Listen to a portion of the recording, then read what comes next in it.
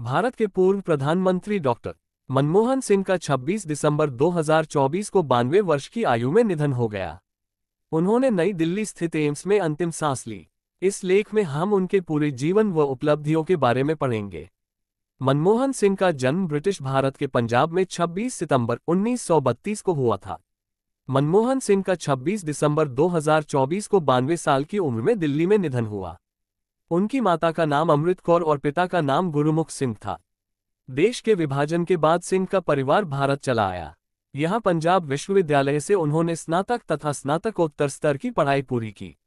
बाद में वे कैम्ब्रिज विश्वविद्यालय गए, जहां से उन्होंने पीएचडी की। तत्पश्चात उन्होंने ऑक्सफोर्ड विश्वविद्यालय से डी.फिल भी किया। उनकी पुस्तक India's export trends and prospects for self sustained growth Bharat की अंतर्मुखी व्यापार नीति की पहली और सटीक आलोचना मानी जाती है।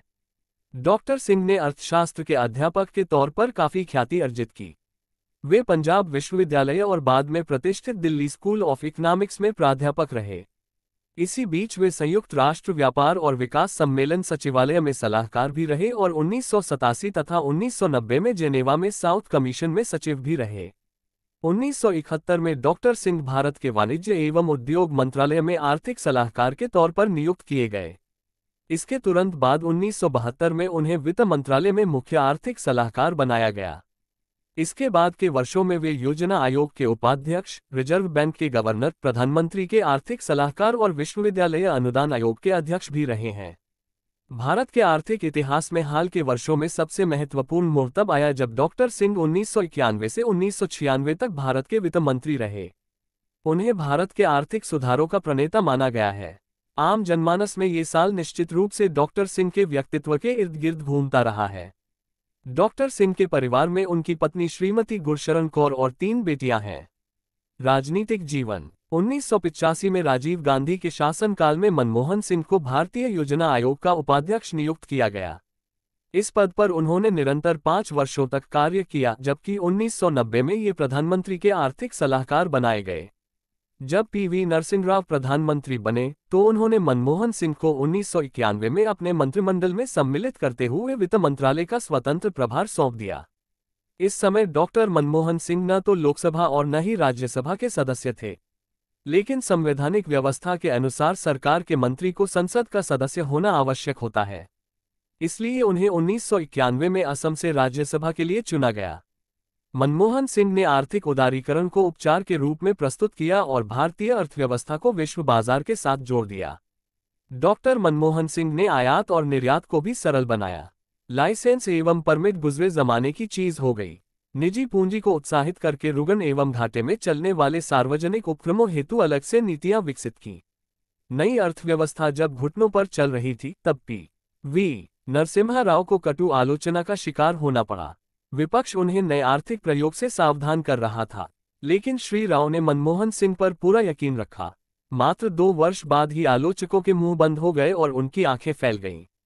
उदारीकरण के बेहतरीन परिणाम भारतीय अर्थव्यवस्था में नजर आने लगे थे और इस प्रकार एक गैर राजनीतिज्ञ व्यक्ति जो अर्थशास्त्र का प्रोफेसर था, का भारतीय राजनीति में प्रवेश हुआ ताकि देश की बिगड़ी अर्थव्यवस्था को पटरी पर लाया जा सके। पद सिंह पहले पंजाब यूनिवर्सिटी और बाद में दिल्ली स्कूल ऑफ इकोनॉमिक्स में प्रोफेसर के पद पर थे।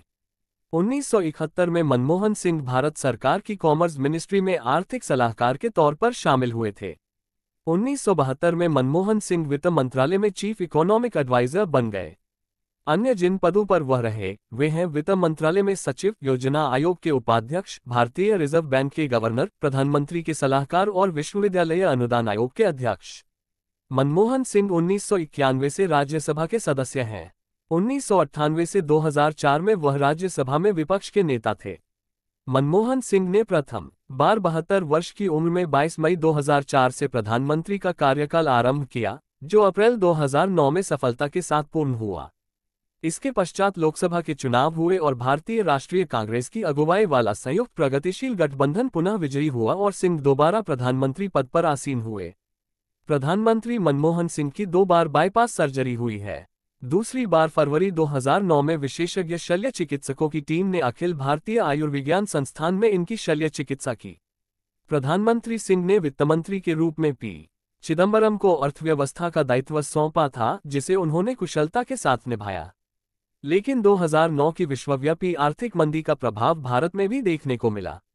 परंतु भारत की बैंकिंग व्यवस्था का आधार मजबूत होने के कारण उसे उतना नुकसान नहीं उठाना पड़ा जितना अमेरिका और अन्य देशों को उठाना पड़ा है। 26 नवंबर 2008 को देश की आर्थिक राजधानी मुंबई पर पाकिस्तान द्वारा प्रायोजित आतंकियों ने हमला किया। दिल दहला देने वाले उस हमले ने देश को हिलाकर रख दिया था। तब सिंह ने शिवराज पाटिल को हटाकर पी चिदंबरम को गृह मंत्रालय की जिम्मेदारी सौंपी और प्रणब मुखर्जी को नया वित्त मंत्री बनाया। पुरस्कार एवं सम्मान। सन 1987 में उपरोक्त पद्म विभूषण के अतिरिक्त भारत के सार्वजनिक जीवन में डॉक्टर सिंह को अनेकों पुरस्कार व सम्मान मिल चुके हैं, जिनमें प्रमुख हैं 2002 सर्वश्रेष्ठ सांसद, 1995 में इंडियन साइंस कांग्रेस का जवाहरलाल नेहरू पुरस्कार, 1993 और 1994 का Asia money award for finance minister of the year, 1994 का euro money award for the finance minister of the year, 1956 में कैम्ब्रिज विश्वविद्यालय का एडम स्मिथ पुरस्कार। डॉक्टर सिंह ने कई राष्ट्रीय व अंतर्राष्ट्रीय संगठनों में भारत का प्रतिनिधित्व किया है। अपने राजनीतिक जीवन में वे 1991 से राज्यसभा के सांसद तो रहे ही 1998 तथा 2004 की संसद में विपक्ष के नेता भी रह चुके हैं। ये थी कुछ डॉक्टर मनमोहन सिंह जी के बारे में जानकारी। लेटेस्ट कवरेज और अपडेट के लाइक सब्सक्राइब करें।